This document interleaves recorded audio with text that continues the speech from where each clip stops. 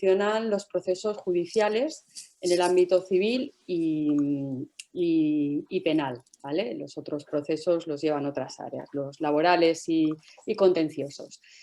Y diréis, bueno, pues ¿cómo me ocupo yo de esto? Pues bueno, los que conocéis a mi marido, Antonio, pues sabéis un poco que la aviación está metida en casa, es un tema de conversación y hace ya bastantes años, a raíz de unas revistas que había por casa de accidentes aéreos, pues me interesé en el tema.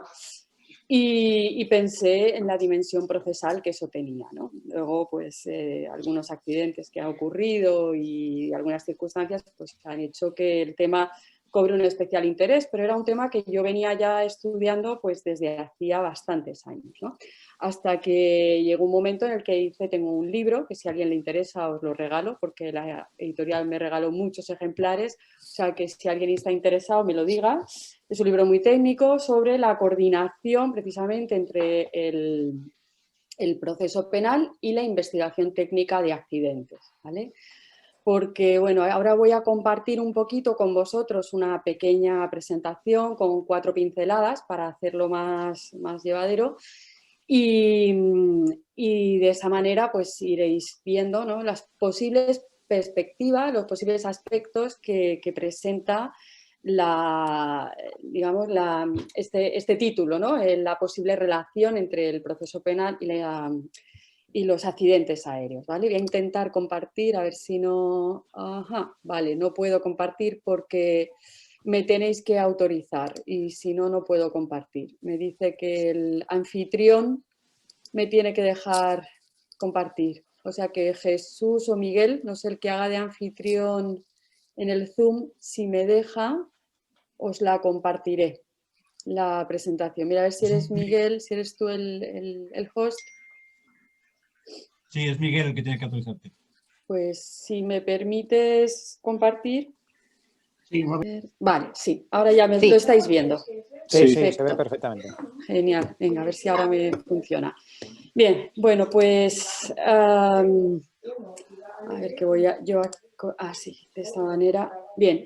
Un momento. Pues, dime. Hay algún micrófono abierto y interfiere en tu conversación. A ver si cerramos todos nuestros micrófonos y solo que está abierto el tuyo, Irene. Gracias. De nada. A ver, ¿ahora ya me escucháis solo a mí y mejor? Sí, ahora sí. Vale. También puede ser que aquí en el salón estaban abriendo, como tenemos la oficina en el salón de casa, pues todo se escucha, me parece. O sea que si en algún momento tenéis interferencias o no me escucháis bien, me lo decís. Perfecto. Bueno, y la primera pregunta un poco que yo quería suscitar aquí para tomar un hilo del que luego podamos hablar es, claro, ¿por qué tienen que relacionarse un proceso penal y un accidente, ¿no? La pregunta que decía ¿es necesario siempre un proceso penal tras un accidente? Pues es una pregunta que no tiene una respuesta inmediata y que además ha dado lugar, digamos, a un proceso, podemos decir, de criminalización en los accidentes aéreos. Es decir, si nos vamos atrás en el tiempo, los accidentes aéreos rara vez daban lugar a un proceso penal y mucho menos, por supuesto, a una condena por parte de ninguno de los implicados. El fenómeno de la criminalización, es decir, del inicio, el desarrollo de procesos penales tras un accidente aéreo, es un fenómeno que se ha ido produciendo con el tiempo y cada vez, digamos, con una mayor frecuencia e intensidad. Al final, bueno, más adelante os enseñaré algunos ejemplos, aunque aquí no voy a hablar de procesos que están todavía abiertos, ¿vale? Procesos que están pendientes, porque, bueno, pues son procesos que están pendientes y sobre los que pues, no es prudente pronunciarse, más allá de lo que sean hechos juzgados, constatados y que están ahí, ¿vale? Tampoco me voy a centrar exclusivamente en España, aunque también os quiero comentar cómo funciona en España, ¿vale? Bien, el hecho es que a día de hoy, en el fondo, lo que está ocurriendo es que la sociedad digamos, ante situaciones de riesgo, y evidentemente la aviación es un riesgo, ¿vale? Se ve la necesidad de iniciar un proceso para depurar responsabilidades, ¿vale? Y aquí es donde se toman las decisiones, podríamos decir, de política criminal, el decidir si determinadas actuaciones de producirse serán un delito o no. En ese ámbito, digamos, en España lo que ocurre es que tenemos una ley penal y procesal de la navegación aérea, que a día de hoy solo es penal, pero que es del año, si no recuerdo mal, del 64-69. O sea, os podéis imaginar lo desfasada que está, no solo porque sea anterior a la Constitución, sino porque vosotros, que la mayoría sois aviadores, sabréis que lo que se entendía por aviación y cómo funcionaba la aviación en el año 64-69 no tiene nada que ver con lo que es la aviación ahora. Por lo tanto, considerar una serie de conductas por parte de los profesionales de la aviación con la perspectiva de los años 60 es algo demencial. El problema es que, claro, esa reforma penal pues, requiere de una serenidad y de una solvencia que yo creo que a día de hoy no estamos en condiciones de afrontar. Otros países sí que lo están afrontando, por ejemplo Suiza está ahora mismo en un proceso de reformar lo que se refiere al ámbito criminal en la aviación, ¿vale? Pero bueno, y luego estaría lo que es el Código Penal normal, es decir, desde el momento en el que hay muertos y hay lesiones se inicia un proceso penal, esto es así, ¿vale?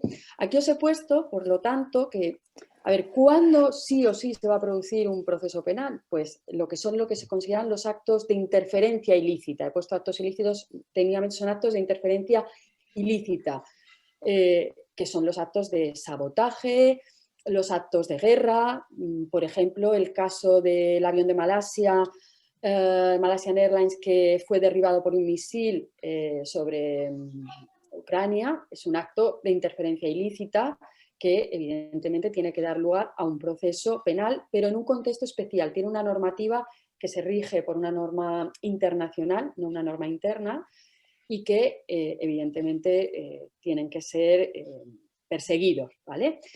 Luego estarían aquellos supuestos, claramente, en los que hay un dolo, es decir, el tipo es decir, la persona que lleva a cabo una actuación dolosa, consciente, para provocar unos daños de un accidente, evidentemente es una conducta que debe ser perseguida. El problema, y es donde de verdad se producen las situaciones más complicadas, son aquellos casos en los que, el accidente es consecuencia de una negligencia, ¿vale? Porque ahí tenemos que determinar qué ha sido negligencia y qué no lo ha sido, ¿vale? Y ahí es donde el proceso es más complejo. Bien,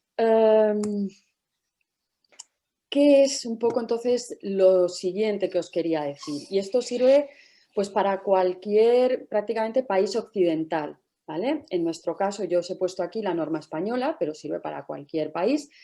Y es que, claro, cuando se produce un accidente, y esto vosotros lo sabéis muy bien, hay una investigación técnica, de hecho algunos pues a lo mejor hasta habéis contribuido en estas investigaciones. Investigación técnica que en España lleva a cabo la comisión, la CIA, la Comisión de Investigación de Accidentes de Aviación Civil, y esta investigación se sigue conforme a una normativa internacional, que es el anexo 13 del convenio de OACI. Este anexo 13 es un convenio internacional del que España forma parte y por lo tanto España en teoría está obligada a cumplirlo. Sin embargo, la propia estructura del convenio, no os voy a aburrir con norma internacional, sí que os puedo decir que la estructura del convenio es como muy blanda. Es decir, no tiene normas que sean directamente y de una forma muy clara aplicables por el ordenamiento interno, por el juez de aquí, por decirlo así, ¿no? por los sujetos, digamos, que la tienen que aplicar aquí desde el punto de vista jurídico. Es evidente que los investigadores sí que la siguen.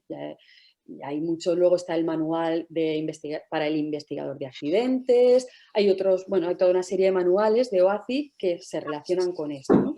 Pero, digamos, para regular todo lo que tiene una perspectiva jurídica, no tiene una capacidad de imponerse a los estados. Y eso provoca que muchas cosas que deberían hacerse de alguna manera conforme al anexo 13 no se hagan, ¿vale?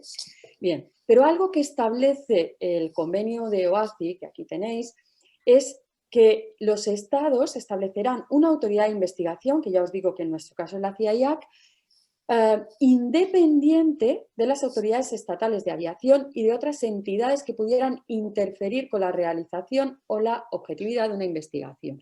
Es decir, la independencia de la investigación técnica es una clave esencial para que la investigación de accidentes técnica funcione. Claro, por otro lado, tenemos el proceso judicial que conforme a nuestra Constitución se ejerce o debe llevarse a cabo por jueces, magistrados, miembros integrantes del Poder Judicial, que deben ser independientes, inamovibles, responsables y únicamente sometidos al imperio de la ley.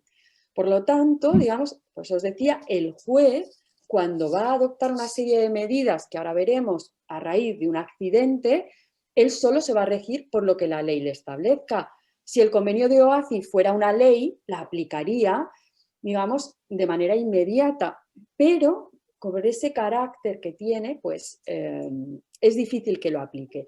Y entonces nos encontramos con dos investigaciones, la técnica y la judicial, que son independientes entre sí. Cada normativa lo dice. Vale, entonces, ¿por qué se tienen que relacionar? Es decir, si son dos realidades independientes entre sí, ¿por qué se relacionan? Bueno, pues evidentemente se relacionan porque ambas se proyectan sobre una misma realidad. Ambas, la investigación técnica y el proceso judicial, quieren encontrar la verdad de lo que ha ocurrido, ¿vale? Ahora lo veremos, pero claro, de manera diferente totalmente. ¿Por qué? Porque la investigación técnica, ¿qué es lo que busca? Pues prevenir futuros accidentes. Es decir, el investigador técnico no quiere saber qué ha ocurrido pues para decir cuánto hay que indemnizar a una víctima, para saber si éste tenía la culpa, si no la tenía, porque de hecho aquí os he puesto bien grande, no establece culpas ni responsabilidades. ¿Vale? ¿Por qué lo hace? Porque se ha demostrado que estas investigaciones de seguridad redundan en la adopción de medidas, que es lo que aquí os pongo, en la adopción de recomendaciones de seguridad que evitan que esos accidentes se vuelvan a producir, hacen que la aviación sea más segura. Y lo hacen ¿cómo? Pues conociendo las causas relevantes o factores contribuyentes del suceso, no a través de culpas ni de responsabilidades. En cambio, el proceso judicial, ¿cuál es su fin básico? Y que me corrija Mila si no es así. Es decir, el fin del proceso, y por eso siempre se señala a la justicia como esa señora con la balanza y la venda en los ojos.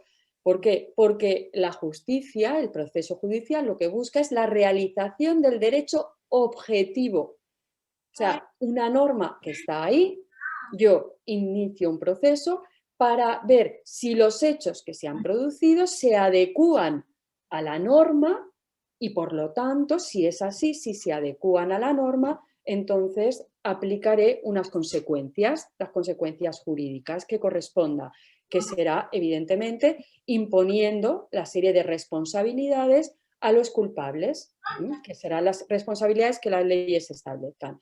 Claro, como fin secundario es verdad que el proceso penal, y ya no solo el proceso penal, sino el derecho penal, tiene una función disuasoria que a día de hoy está muy discutida en el ámbito jurídico, de si realmente se cumple o no se cumple esa función. Y no solo, ahora leía un libro a raíz de un trabajo que estoy escribiendo precisamente sobre esta cuestión en Suiza, de que en Alemania ya hace muchos años que se discute sobre el valor disuasorio que tiene la norma penal, es decir, la capacidad que tiene de evitar que esa conducta se produzca. Pero en cualquier caso, aun admitiendo que se produjera, es secundaria, ¿no?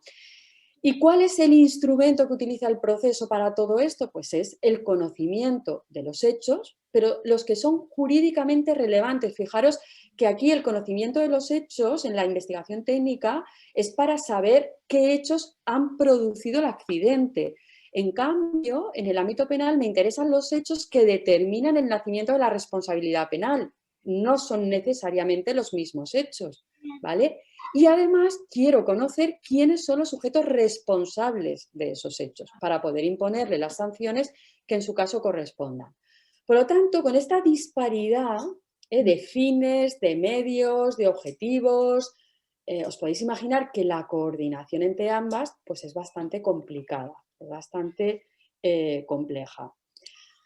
De hecho aquí, bueno, esto está en inglés, es una diapositiva que yo preparé en su día para otra intervención en otro contexto, pero que aquí me sirve. Yo creo que, digamos, de alguna manera yo por un lado construía, ¿no?, hacía esa historia de dos ciudades, la ciudad de la justicia con todos estos apartados que sirven para administrar justicia, que utilizan los procesos judiciales y que tienen lo que es el principio de legalidad. El principio de legalidad, cuando lo aplicamos en el ámbito del proceso penal, es se ha producido unos hechos que pueden ser delito, tengo la obligación de iniciar un proceso penal, sí o sí. Luego ya veremos si eres culpable o si eres inocente, pero el proceso se ha de iniciar, ¿vale?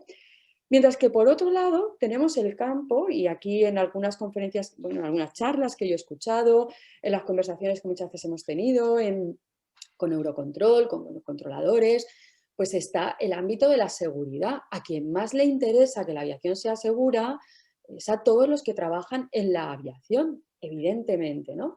Y para eso se ha diseñado todo un sistema de seguridad, no solo el anexo 13, que es reactivo, sino el anexo 19 al convenio de OACI, que es el que permite pues, recopilar, conocer, trabajar toda la información de seguridad pues para poder crear esas recomendaciones de seguridad que decía antes, ¿no? Por lo tanto, hay una brecha entre ambos mundos que aquí el concepto de la cultura justa, que no sé si alguno estáis familiarizado, pues intenta acercar. Pero bueno, no voy a hablar solo de la cultura justa, si queréis, pues luego en la tertulia hablamos, ¿no? Bueno, entonces llega un momento que es evidente que es necesaria la coordinación. Yo tengo preparado también para compartir con vosotros, si queréis, un acuerdo marco que hay firmado entre el Consejo General del Poder Judicial, la Fiscalía General del Estado, creo que también está el Ministerio del Interior y la Comisión de Investigación de Accidentes, en el cual han establecido como un protocolo, que por otro lado se viene obligado porque tenemos una normativa europea, que es el Reglamento 996 sobre investigación de accidentes, obliga a que los estados hagan protocolos que permitan la coordinación entre las autoridades judiciales, cuando sea necesaria su intervención, y la investigación técnica, ¿vale? En ese protocolo, ¿qué es lo que se regula? Pues bueno, hay que regular el acceso al lugar del accidente. A día de hoy, el acceso al lugar del accidente, la prioridad la tienen las fuerzas de seguridad del Estado, porque son las que están encargadas de llegar al lugar, acordonarlo, tomar las medidas que sean oportunas, coordinar el acceso con servicios de emergencia, ambulancias si hiciera falta, ¿vale? Y luego, a partir de ahí, digamos, lo que hay que hacer es coordinar con la autoridad judicial, que es la que inicialmente también, digamos, toma el control teórico, al menos, de esa situación. Desde luego, si hubiera defunciones, son ellos los que tienen que, evidentemente, tomar, hacer los levantamientos de cadáveres, y ellos son los que tienen el control sobre la escena, pero deben permitir y no obstaculizar la intervención de las autoridades del investigador técnico. ¿Para qué? Pues para todo lo que sea recogida de pruebas, de evidencias, pensar que a veces hay que realizar determinados test, pruebas, análisis, el tema de los grabadores, de las cajas negras, que en principio aquí lo que establece el Reglamento Europeo es que se dé prioridad a la investigación técnica sobre esos grabadores, ¿vale? Lo que pasa es que tiene que hacerse en unas condiciones que garanticen que esos grabadores están en todo momento custodiados, no sufren ningún tipo de manipulación y que se pondrán a disposición de la autoridad judicial si finalmente ésta los requiriera, ¿vale? Bien, entonces esos son aspectos que están ahí regulados en los que ya digo, la idea es, el juez en primer lugar controla, porque así es en nuestro ordenamiento, pero la autoridad técnica, digamos, tiene que tener la capacidad de acceder, realizar pruebas, ¿vale? Y luego hay un mecanismo de coordinación cuando hay pruebas, digamos, que solo se pueden realizar una vez, y que al realizarlas se destruye el objeto de esa prueba. En ese caso, lo que establece el reglamento 996 es que en principio la autoridad técnica tiene que pedir permiso a la autoridad judicial y si ésta no se lo da en 2 semanas, la autoridad técnica puede llevar a cabo esa prueba, ¿vale? Bien, eso es un apartado, digamos, el apartado sobre el terreno, el manejo de datos, todo eso. Pero luego está el tema de la gestión de la información, porque ¿qué es lo que ocurre? Y aquí es donde, no solo en tema de investigación de accidentes, sino también en todo lo que es ya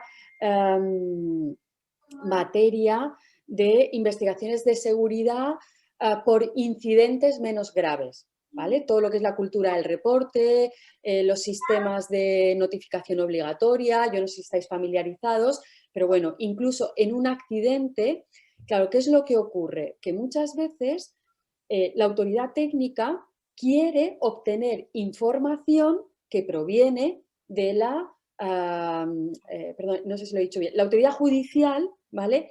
Quiere obtener información de la autoridad técnica, de la investigación técnica, quiere los resultados de las entrevistas que ha hecho la investigación técnica, quiere resultados de pruebas que pueda haber hecho la investigación técnica, puede querer tener acceso a informes o grabaciones a las que haya accedido la propia investigación técnica y sobre todo lo que les interesa mucho es que, claro, ¿qué pasa? La investigación técnica no solo involucra pues, a las personas que puedan haber sobrevivido, a las personas de la organización a la que pertenece la aeronave que se ha siniestrado, sino que también intervienen muchas veces los fabricantes del avión y de sus componentes.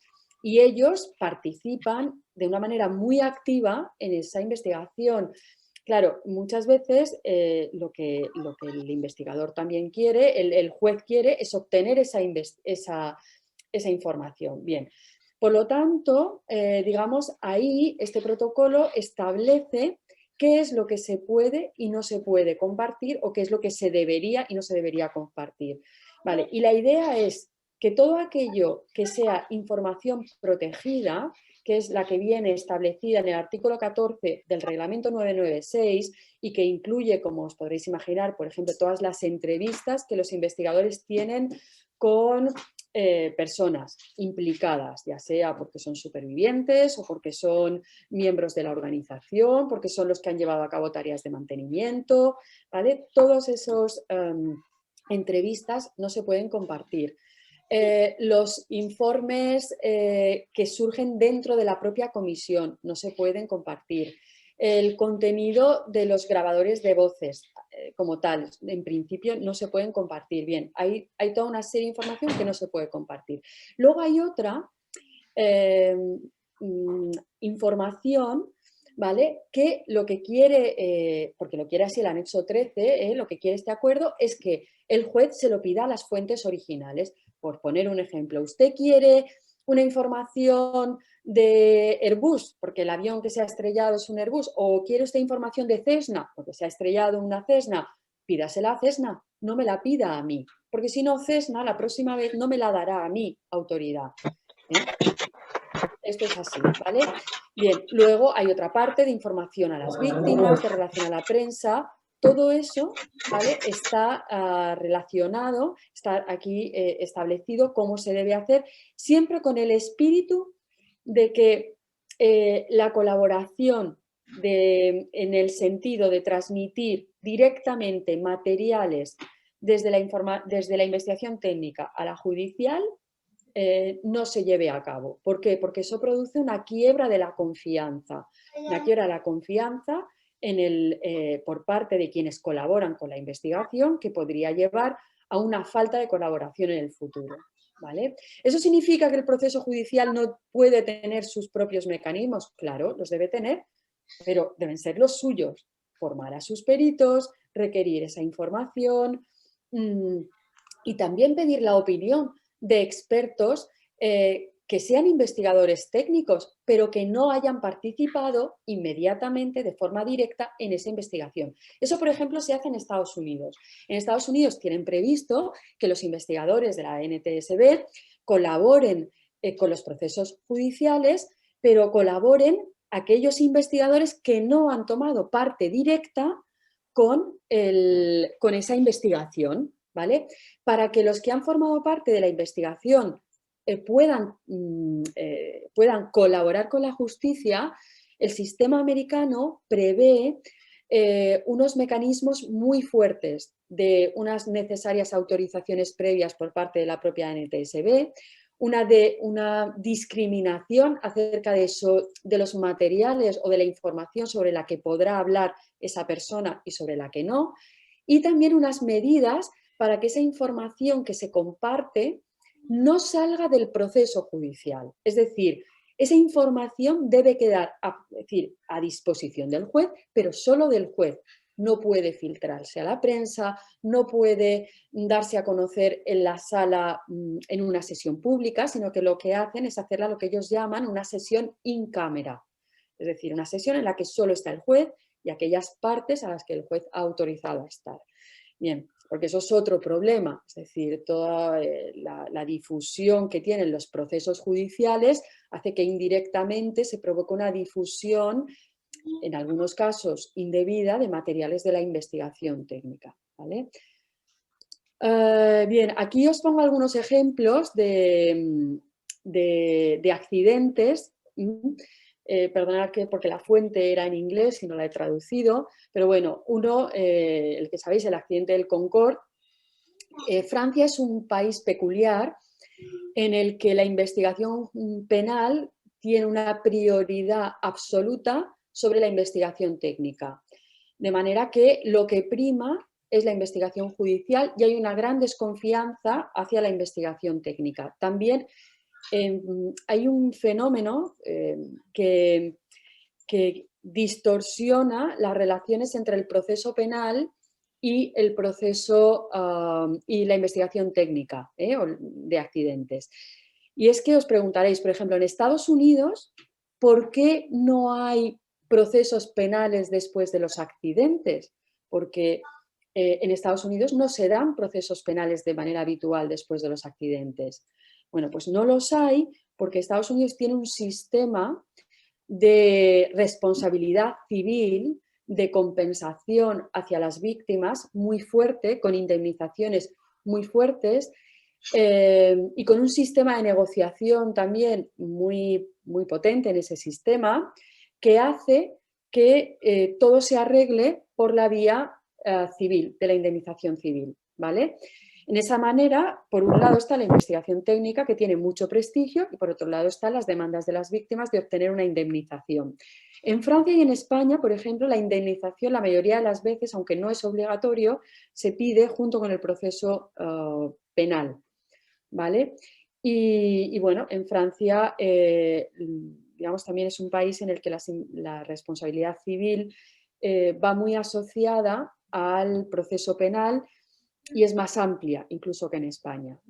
Pero bueno, en cualquier caso, en el caso del Concorde hubo un proceso penal en el que se llegó a condenar por homicidio involuntario al anterior ejecutivo, digamos, al mecánico, ¿vale?, de Continental Airlines, por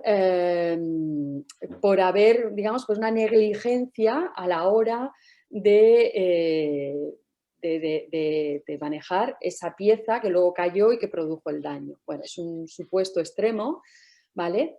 Y también una responsabilidad aquí penal de las las compañías, ¿vale? De las personas jurídicas. No solo responden las personas físicas, sino las jurídicas, ¿vale? El caso de Helios, perdón que me he pasado de diapositiva. A ver, el caso de Helios, que os acordáis que ahí hubo un problema de despresurización y fallecieron todos, fue un caso en el que hubo, curiosamente, procesos penales simultáneos en dos países diferentes por los mismos hechos, ¿vale? Hubo proceso en Grecia y hubo proceso en Chipre. En Chipre, ¿vale? Fueron absueltos y en Grecia fueron condenados por los mismos hechos, el mismo accidente y los mismos sujetos, ¿vale? Finalmente, pues como veis aquí, esa condena de Grecia se sustituyó por una sanción penal, por una sanción pecuniaria, perdón. Vale. Este accidente también, este es el de Río, también está todavía pendiente de juicio, ¿vale? Como veis aquí, hubo una primera instancia, pero de momento está pendiente porque hubo una absolución, ¿vale? Tanto como Air France y frente a Airbus, que eran las acusadas, en ese caso fueron absueltas en Francia, pero está pendiente una apelación por parte de la Fiscalía y de familiares de las víctimas. Y bueno, el caso de Malasia que os decía antes, el tema es que está llevando en Holanda, básicamente, y se quiere llevar a Rusia ante la Corte Europea de Derechos Humanos, pero porque este fue un caso de interferencia ilícita, ¿vale? Bueno, un poco, no sé si os he dado unas pinceladas, no me quiero extender más, podría hablaros mucho más, o sea que también os podemos hablar, si queréis, de si se utilizan o no y si se deberían utilizar o no los informes de accidentes como prueba en los procesos penales o en procesos civiles. Si os interesa también os lo puedo comentar. Y hay muchas cosas que podríamos hablar, pero yo prefiero, después de hablar media hora, pues un poco que seáis vosotros los que me digáis qué es lo que os interesa más, qué queréis que os comente y nada más. Gracias. Estupendo, Irene, muchas gracias. Muy interesante. Alguno de vosotros me ha preguntado si se graban siempre todas las charlas y después se suben a YouTube. Dentro de 2 o 3 semanas, todas las charlas también las tendréis en la página de la Fundación. Desde hoy, concretamente, hemos iniciado un proceso de modificación de la página con toda una serie de cosas y entonces también pondremos todas estas charlas en la página. Entonces, Jesús, te paso el testigo y si te parece, coordinas un poco las charlas, las preguntas. Ok, lo haré. Si te parece, Irene, empiezo yo con una pregunta y así doy pie a que vayan echando todos los que quieran intervenir. Muy bien. Yo quiero ceñirme porque has hablado un poco del ámbito internacional. Ámbito nacional, lo que afecta a España. Entonces, como yo soy parte interesada en que yo viví el accidente de Spanair de agosto del 2008, era mi compañía, y en aquel entonces yo era uno de los jefes de flota de la compañía, aunque no era el jefe de flota de MD, era el jefe de flota de Airbus,